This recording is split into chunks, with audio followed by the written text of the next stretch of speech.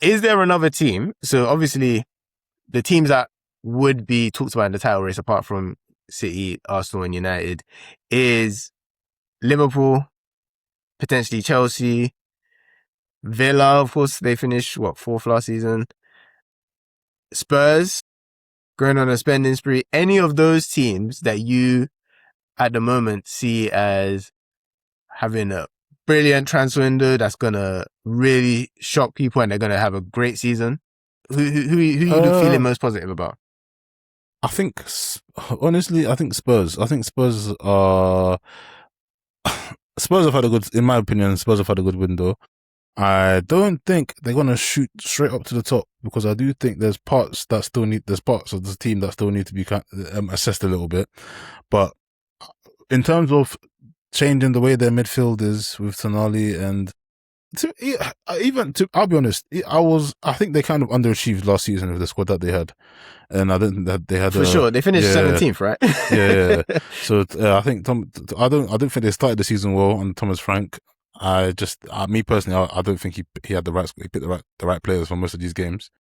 But apart from that, I do think that with De Zerbi having a more clear way of how he wants to play, we're having a lot of players back from injury. Kudus is back from injury. I think Dominic Solanke is back from injury. I think they're gonna shoot up the table.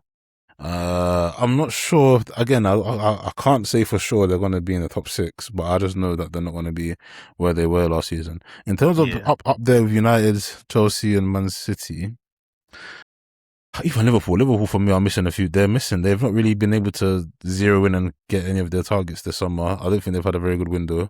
And Chelsea, I don't think Chelsea are very far. My only issue with Chelsea is they've got Alonso. They sold Cucurella.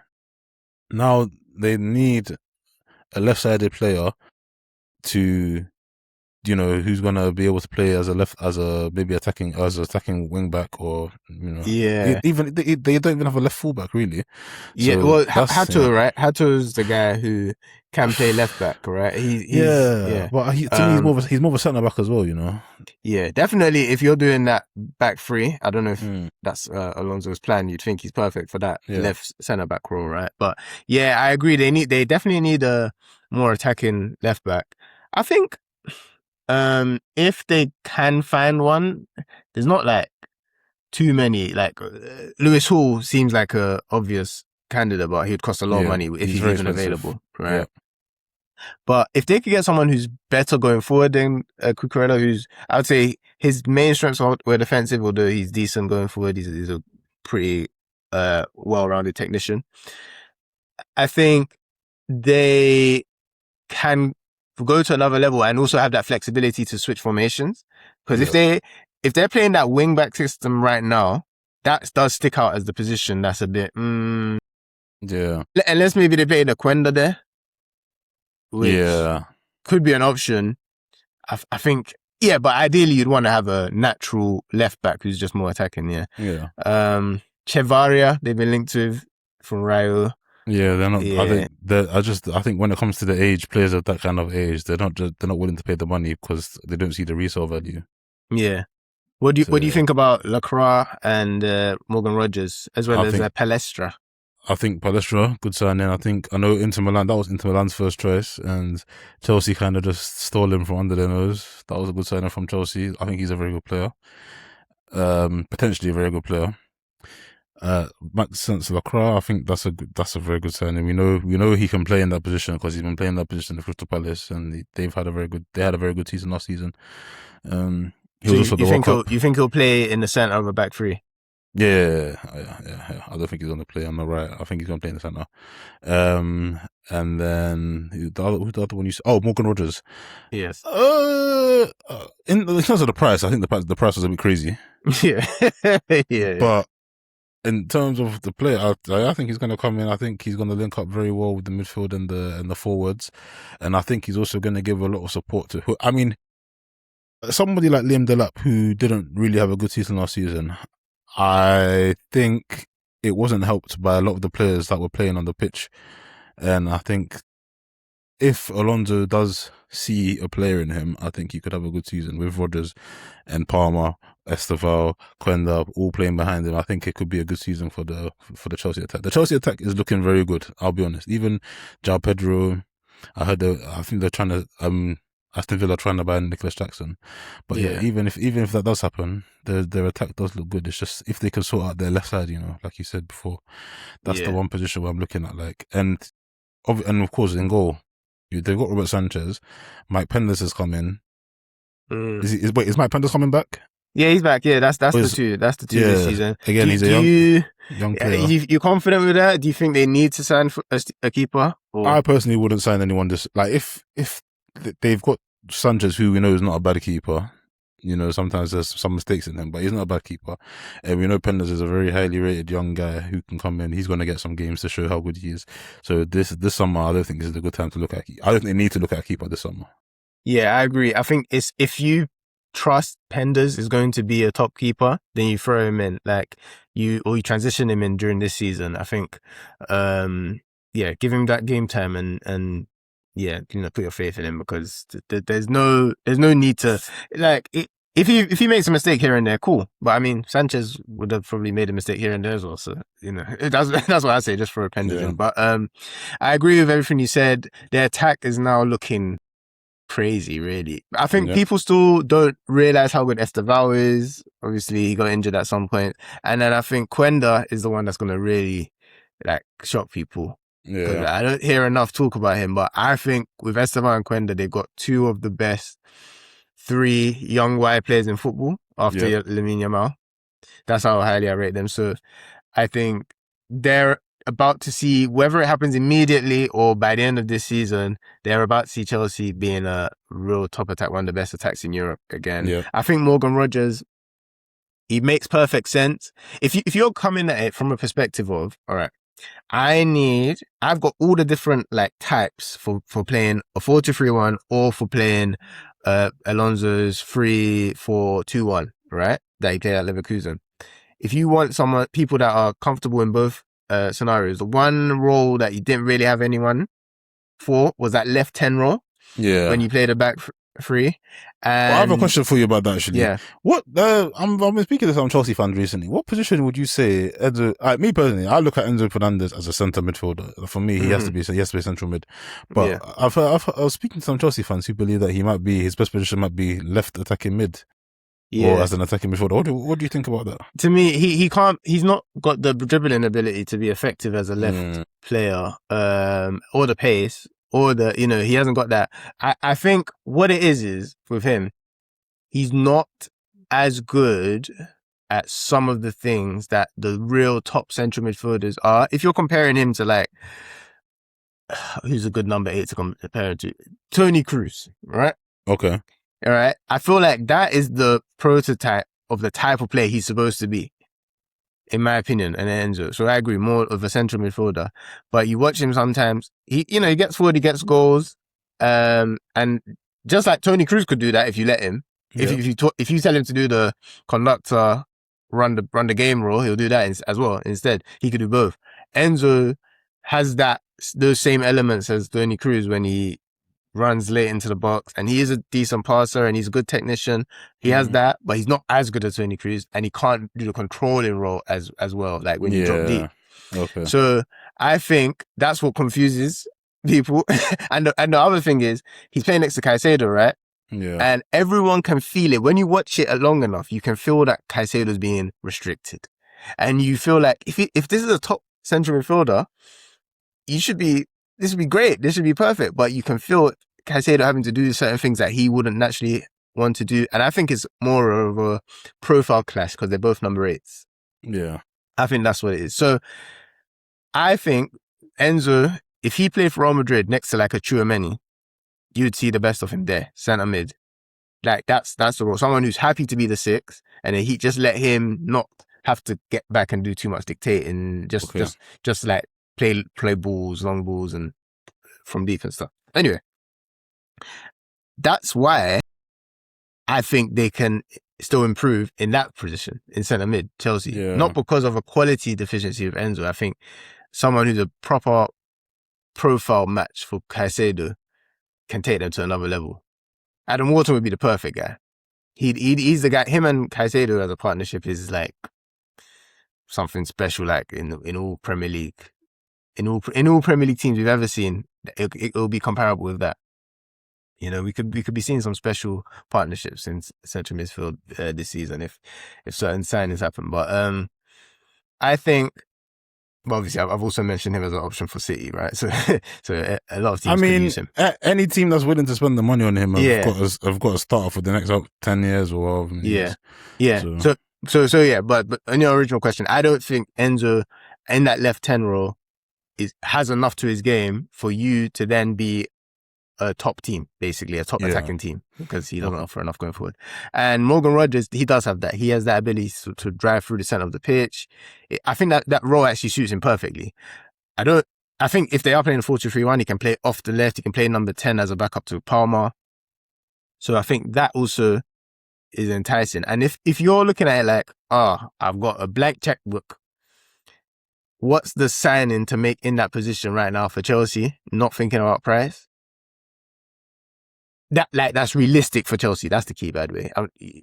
People are going to say, there's much better players than Morgan Rogers. Yes, I'm talking about someone that Chelsea can attract. He probably makes the most sense, even if you're overpaying. Yeah. And just want to make one comment on this, right? People have been talking about, okay, because they're overpaying, this is all part of this Garnacho deal and potentially this Jackson deal, right? Like it's all, they've come up with a plan. What they've done with Garnacho is taking him on loan at Aston Villa, with a view to buying him for 40 mil. People think so little of him that they think that is Villa returning the favour on the Rodgers deal. Think about that. How is it?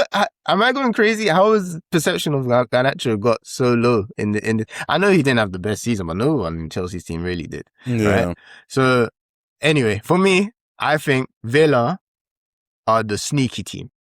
That was my segue. That was my kind of. Okay, yeah. I kind of agree with you. As long as they're able to get Nicholas Jackson as well, I think they're going to cause a lot of problems next season for a lot of teams. That right. Jackson suits their style of play really well. Manzambi behind him, that's the one. That's the real great get, because I think that's a top player, man. He looks so good at the World Cup. I think he suits Emery's style of play perfectly as well. And then I think Emery is the type of manager that will get the best out of Garnacho. I think Garnacho, no matter who is his manager, he's going to need a striker that can do some back-to-goal play for him. That's just who he is. But if you get him in the right system, this is a guy who can get goals and assists galore. I'm sure of it. I can see it. I can see the picture with him. And I think Emery sees it as well. And I think if Villa make a couple more signings, I still think they need a passer in midfield. Yeah. They're obviously Rodgers going, Manzambi and Garnacho kind of replace him, but someone else, because Sancho left as well, someone to replace him. Obviously he wasn't starting all the time, but they play him again sometimes, but another wide creative player. Then I think they finished fourth last season. I think they can be up there again. I think they can solidify themselves as a team that isn't going to fall away this summer. Yeah. I think this is that crossroads summer for them, because they're losing Tielemans, right? They're losing Rodgers. Big players for them, of course. Yeah. Being linked with losing Konza. Luka Dean. Yes, exactly, right? Even Martinez has been linked. Yeah. All of these guys. Yes. It's tough to lose a lot in one summer. But if they make the right signings right here, lowering the average age as well, they can put them in a position where they're a regular Champions League team. And that's difficult in this league with all these big teams we've been talking about. Right? There's so many. It's only 5 at most usually getting into the Champions League, but they've got that in them if they get these next couple of signings right. I really like Manzambi and Garnacho. I think Garnacho will end up being pretty good value, actually. Yeah. And I think we've mentioned everyone. I think that kind of wraps up our look at the top teams, but what about Liverpool? You're right. You know, that's good. You talked about Liverpool, but just for a second. Yes, that's very important, because I agree with what you said on them not looking ready yet. Jake's someone people shouldn't forget about. He's come in, but obviously they lost Konate. So he's essentially replacing Konate. And is he ready for that? Maybe. I think he's 21. I think it would take a real top talent to be ready at 21 to be that starter for Liverpool. But I think he is a top talent. So I think him next to Van Dijk is going to actually be fine this season. With Gomez and Leone, I think they'll be okay with that as long as there's no like injury issues. But defensive midfield has been something they've needed for a while. Even the year they won the league, I felt they needed a defensive mid. That was the clear next step to take them to the next level.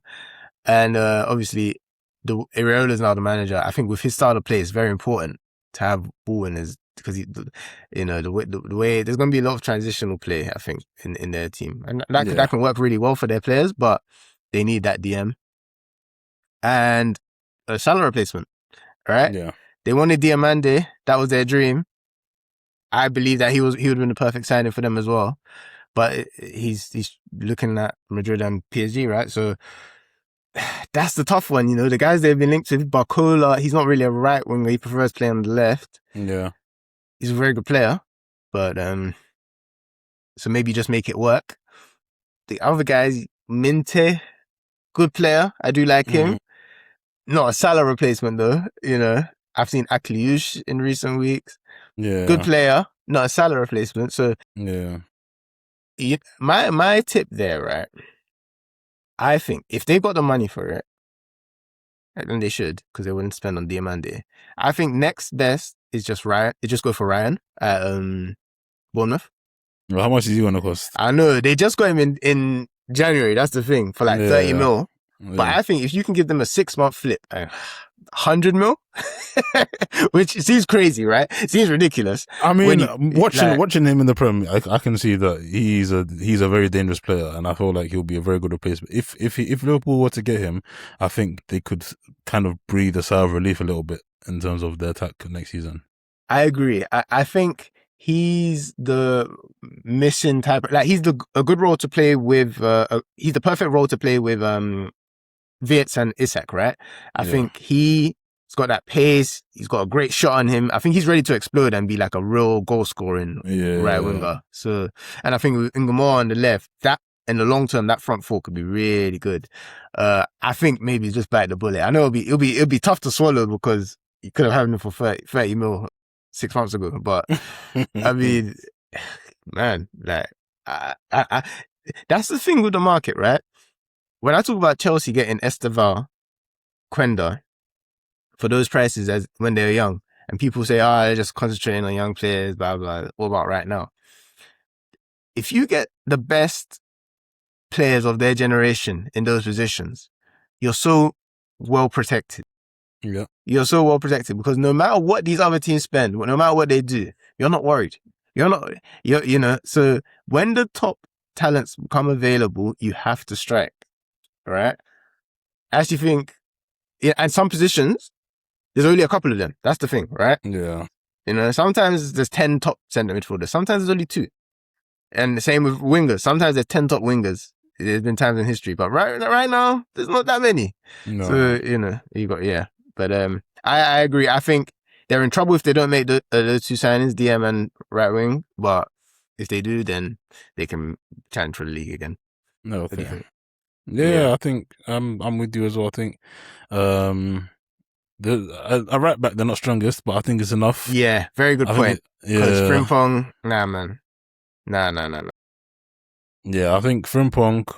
The Frimpong one's interesting because even when they did sign him, I didn't think that they were looking to play him in every single game. I think it was supposed to be, him and Bradley having a back and forth. But now watching him for Liverpool, I think he might need to make a move. This is my opinion for him. I think in order for him to preserve his abilities and preserve his value, I think he may need to find himself a team that actually plays in a back 5 formation.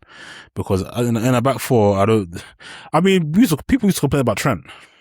Yeah. And I think Trent's a better defender than Frimpong, to be honest. Yeah, Frimpong is not. I don't think that's his game. Yeah. Yeah. If he can go play as a wing back somewhere, then it'll be good for him, to be honest. And it'll be good for Liverpool. Inter would have been the perfect move for him, I think. Yeah, I can see that. Yeah, maybe, but yeah, he probably wants to give it another go this season. Oh, no, I don't think he wants to leave Liverpool. Yeah, exactly. And then Bradley,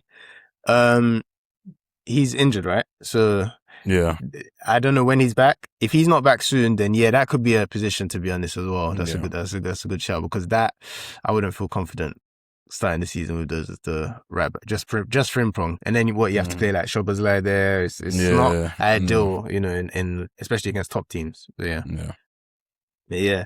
We'll have a look at the other Prem teams, some of the other teams in Europe in the next few days as we break down the transfer window and what's to come.